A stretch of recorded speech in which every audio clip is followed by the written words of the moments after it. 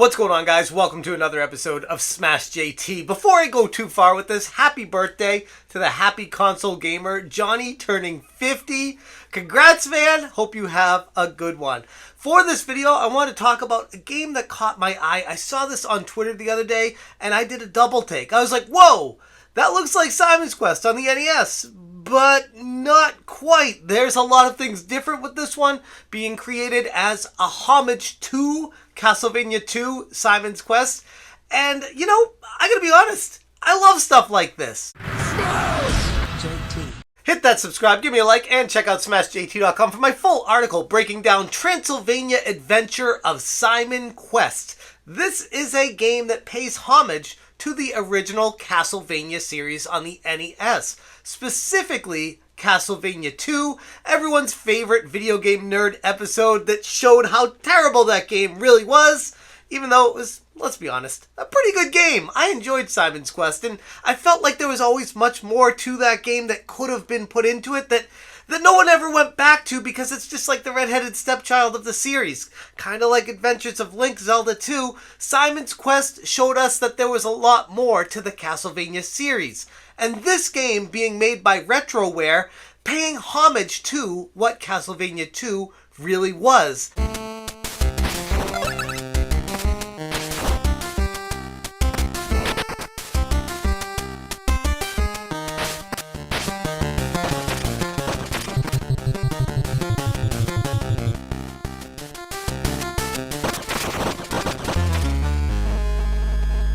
Now, when I watched this trailer, I'm going to go through it a little bit with you here.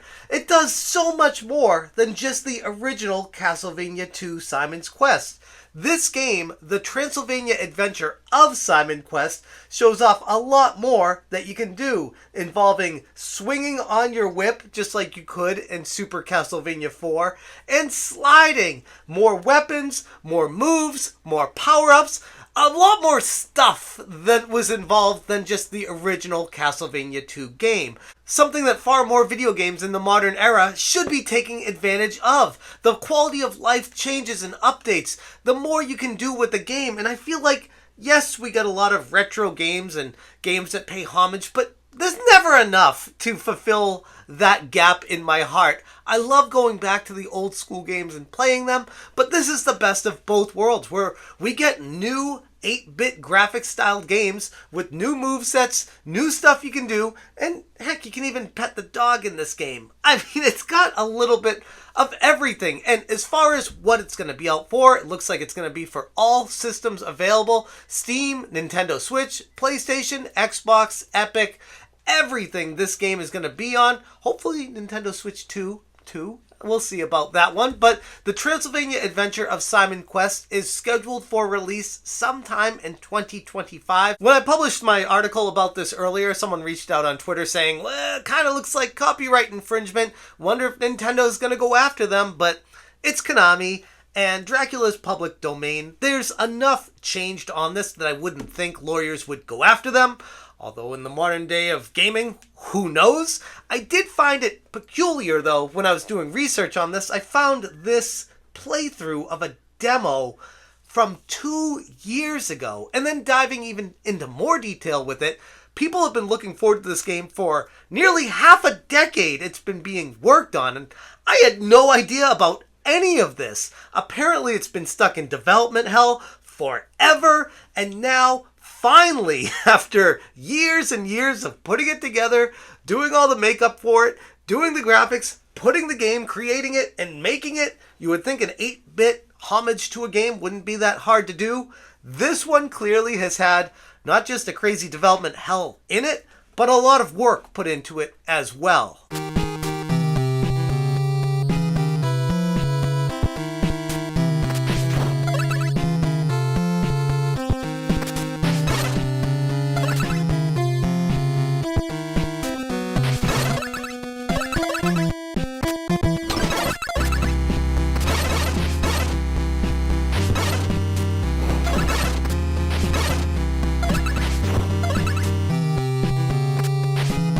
lot is still to be determined with what this game is going to eventually turn out to be, but what it looks like on the surface right now is definitely catching my eye. As far as what the developer said about this game, the Transylvania adventure of Simon Quest is a parody slash homage side-scrolling platformer that immerses players in an ominous 8-bit world. The titular hero, named Simon Quest, has just arrived in Transylvania only to discover his vampire hunting rival, Stan Helsing, has already slain the evil Count Dracula.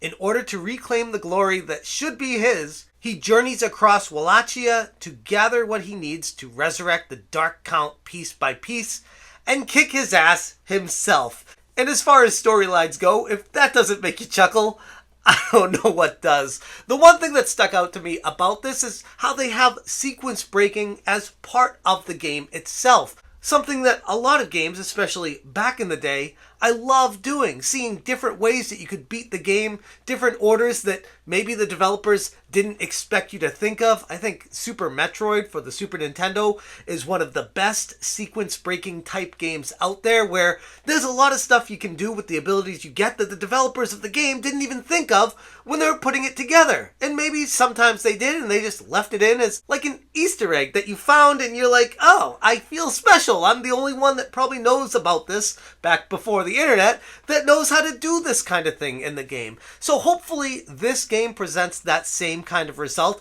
Time will tell, but I just had to bring this to you guys because once I saw it, I'm like, okay, that's a game that's definitely on my must playlist in 2025, along with a slew of others out there as well. But I wanted to show you guys this because I don't see many people talking about it, and I feel like this is the kind of thing that we should be encouraging.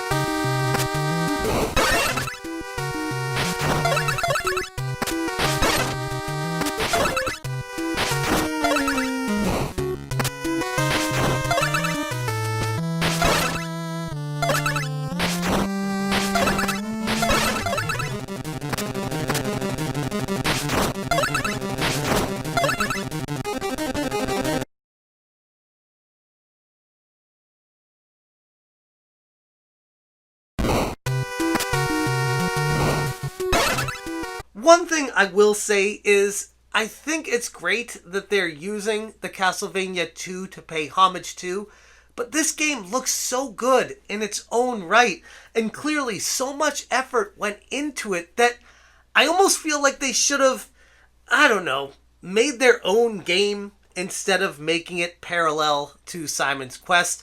I think what they were going for initially was, oh, we'll play off of that and we'll get the attention based off of that game. But this looks so different and so unique that I almost wonder if they could have come up with their own character and storyline based around Dracula that would be more original and still use these kind of graphics. But I guess that goes back to the whole marketing, and it's a smaller game company. It's made by Retroware. It's I believe it's an indie developer, and I don't expect them to have a massive marketing budget. So they need stuff like this to get the word out there, and if they need to rely heavily on an already established franchise to do that, I guess this day and age it only makes sense. So from that perspective, I get it. Either way, the game looks like a lot of fun, and I'll definitely be looking forward to playing it in 2025. I'm going to leave the video right there, but if you want more information on it, I will link my article in the description going over all the information from the developer, the Steam link if you want to wishlist it, and all the other stuff that I have for this game so that you can keep it front of mind. Thank you so much for watching, and as always, you stay smashing.